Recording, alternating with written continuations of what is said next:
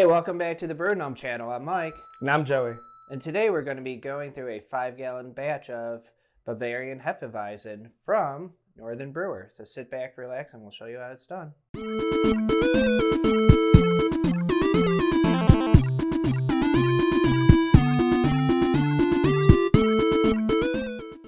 Okay, so on today's episode, we're going to need a total of 3 things. We're going to need 1 ounce of German Pilsner hops, WB-06 yeast, and a total of 9.5 pounds of the Bavarian Hefeweizen grains, and this includes 4 pounds of the Bohemian Pilsner, and then 5.5 pounds of the pale wheat malts. Okay, so we're going to need a few things. We're going to need a measuring container. We're going to use a strainer instead of a hop spider, a stock pot, a spray bottle, thermometer, and a mixing spoon. We'll also need our hydrometer, our fermenter with airlock. We'll need 5.8 gallons of water for the strike, and then 1 gallon of water for the sparge. And last but not least, this isn't necessary, but we'll be using it, is some yeast nutrients. Okay, for our strike water, this recipe said 152 degrees. So I went ahead, set the anvil to 152, power 100%. Now this took about an hour to get it up to temperature. So we're gonna go ahead and start the mashing. We have our grains right here. Joe, if you wanna help do some of the stirring, spoons over on this side. We're gonna go ahead and slowly start mixing these in.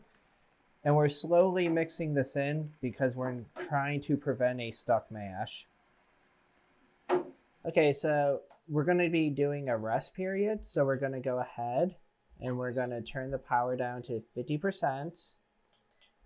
And then we're going to turn the temperature down to 146.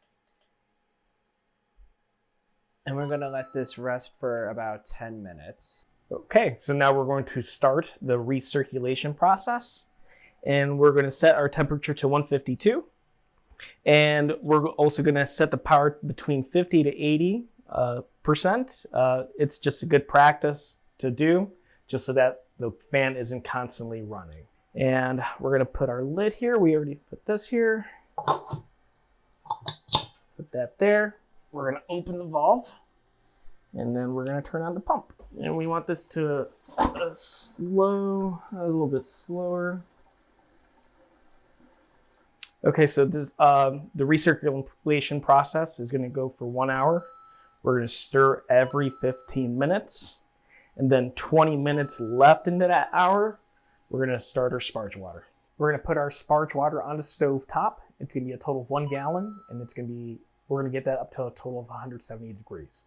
All right, so we're going to get ready for the mash out. So first off, we wanted to make sure that the unit was set to 170, and we were allowing this to rest for 10 minutes, which is going to help loosen up the sugars within the grain. So now that we've done that, we're going to go ahead and lift the malt pipe, and we're going to let this strain out.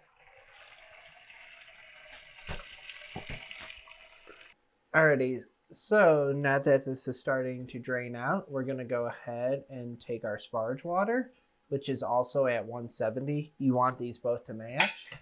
We're going to start pouring this in. And luckily, Anvil made such a great design that they have all these holes where the water can distribute evenly. And what this is basically doing is taking any leftover sugars that are within the grains. Okay, so what we're going to do, once this is finishing draining, we're going to go ahead and remove the malt pipe, put it aside, and then we're going to start the boiling process. So next is the boiling process, and we've already set this to 100% and our temperature to 212, and we've already reached that temperature. And so this is going to sit for a total of 1 hour, and we're going to start putting in our hops. And in the beginning, we're going to put in our set of hops. And then at the last 10 minutes of the boiling process, we're going to put in 5 teaspoons of the yeast nutrients. And one thing that we forgot to mention is in the last 15 minutes of the boil, we're going to put in our Wort Chiller, and it's to sanitize. Okay, so now that the boiling process is done, we've completed the hour, we're going to turn off the unit. And from this point on, we want to make sure that anything touching the wort is sanitized. We're going to cool this down between 60, 70 degrees Fahrenheit. And the reason why is because we don't want to kill the yeast. Okay, so we're going to go ahead and transfer our wort into the fermenter. And then we're going to take a quick gravity reading. And it looks like this is ended up being 1.04.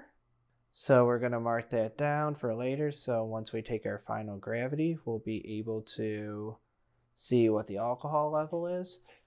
So we're going to start adding our yeast, which is a SafAle WB-06 dry wheat beer. And we're going to start off by sanitizing the packet, and then we're going to sanitize the scissors. All right, now that everything's all sanitized, we're going to pour this in, and then Jeff and I are going to go ahead and shake this for about 20 seconds or so. I think the gravity of the wort filling into the fermenter added enough oxygen, which that would be this aeration process, which what's going to do, we're adding oxygen to the wort, and that's going to allow the yeast to multiply and eat the sugars, which then will be converted over into alcohol. So the reason why we're only shaking this for 20 seconds, because we don't want to add too much oxygen, because that will cause oxidation, that will add off flavors to your beer. So we're going to go ahead, cover this up, add the airlock, and we're going to allow this to sit in a cool, dark place for 14 days to ferment. And then we're going to go ahead and start our bottling. We'll take our final gravity, and then we'll sit this back downstairs to bottle condition in a cool, dark place for another 2 weeks, and then you'll be ready to drink your beer. All right, so you just followed the full process of making a Bavarian Hefeweizen. So I hope you enjoyed. Please like, subscribe, leave a comment, tell us what you thought, and we'll see you next time. Peace.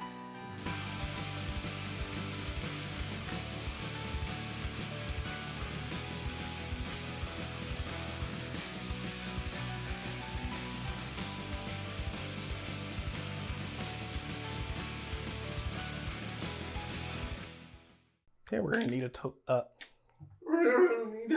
yeah.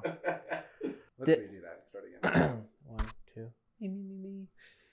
Video hot. Marker. Let's clack a